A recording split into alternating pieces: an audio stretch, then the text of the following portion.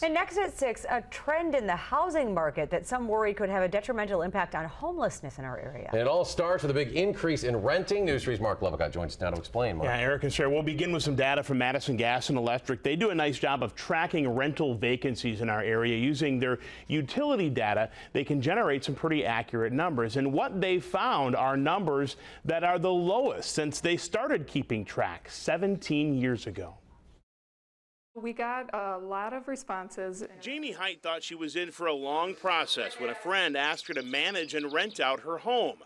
Turns out finding a good renter was much easier than she thought.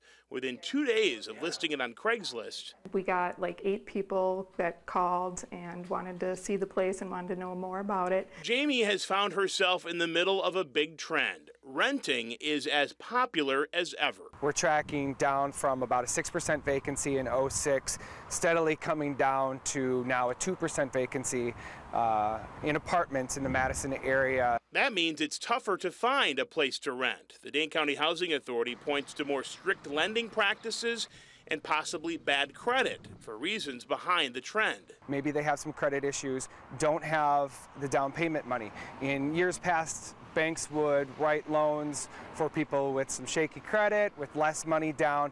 Banks have really tightened their lending. Nobody went over what we were asking, but nobody had any problem with what we were asking. While it's good news for people like Jamie, it's not so good news for those with a less than perfect renting history. The Dane County Housing Authority worries as perfect renters enter the market, all the others will fall out of it. When there's more renters in the pool, landlords are going to be pickier. So maybe you have an eviction from 5 years ago, maybe you don't have the best credit. Those people are going to have a harder time finding some place to live and then are going to be pushed into possibly homelessness.